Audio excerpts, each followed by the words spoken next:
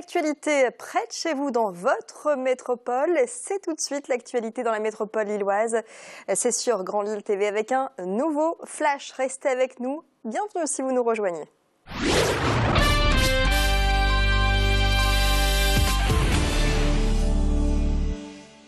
C'est pour pallier les problèmes de réseau que l'opérateur Orange installera prochainement une antenne relais à Lesquin. Une antenne haute de 30 mètres, l'antenne Lesquin Hameau, en plus de l'antenne déjà existante dans le clocher de la mairie de Lesquin. Un projet qui a entraîné la création d'un collectif, le collectif Objectif 06, composé de résidents qui ont assisté récemment à une réunion de concertation avec le maire de Lesquin. Celui-ci leur a assuré que les niveaux d'exposition aux ondes respecteraient les normes en vigueur. Mais le collectif reste vigilant. Nous avons rencontré l'un des habitants du quartier. Notre vigilance, en fait, c'est de veiller à ce que les niveaux d'exposition des habitants soit inférieur à 0,6 V par mètre. 0,6 V par mètre, c'est une mesure de champ électromagnétique, de champ électrique. Et donc, en dessous de cette valeur, on peut penser qu'il y a un minimum de risque. Au-dessus de cette valeur, on peut penser, et on est même quasiment sûr, qu'il y a des risques. La vigilance est donc de mise pour les membres de ce collectif qui dénonce une installation d'antenne en catimini.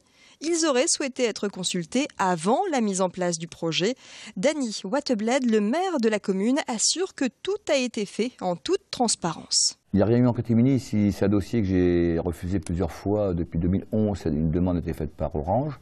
Je l'ai refusé une première fois parce que le lieu ne me plaisait pas. C'est un autre endroit de Lesquin, plus chouette zère.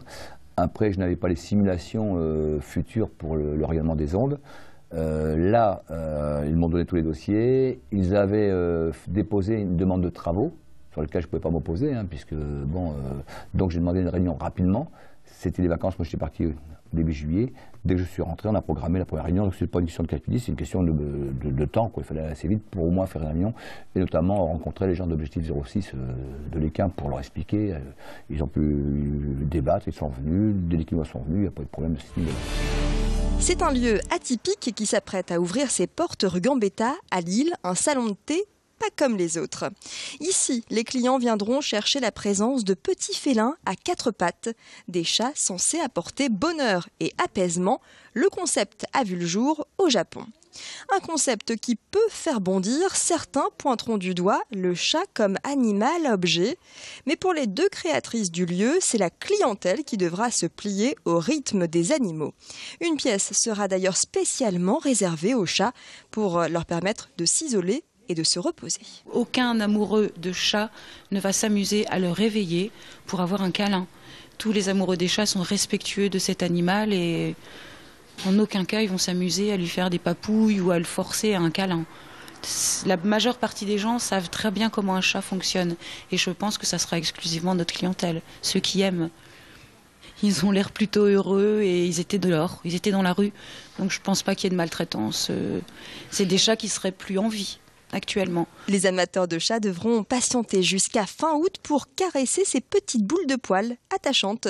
Et la ronron thérapie, Cécile et Agnès y croient. La ronron thérapie est maintenant un fait scientifiquement avéré, ça y est, et qui développe simplement le fait qu'un chat, quand il ronronne, émet des vibrations à très très basse fréquence. Et l'être humain, ça lui donne un bénéfice incroyable, ça lance une poussée de sérotonine, donc qui est équivalent à l'antidépresseur, sans les effets indésirables. Ça calme, le ronronnement calme, apaise, détend. La grande parade de Lille 3000 Renaissance se prépare. Chacun son style, mais un seul mot d'ordre, la danse, en l'occurrence la danse brésilienne. La parade déambulera dans les rues de Lille le 26 septembre pour ouvrir 4 mois de festivités, des expos, des animations.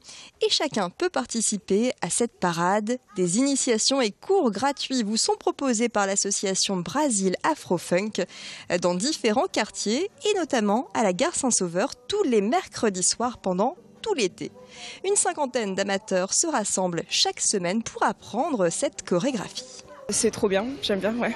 On apprend beaucoup de mouvements brésiliens, on va dire. On rencontre plein de gens différents, donc c'est rigolo. Et puis Bon, c'est quand même du boulot parce que c'est pas si simple que ça. J'aime bien tout ce qui est culturel, la musique, la danse.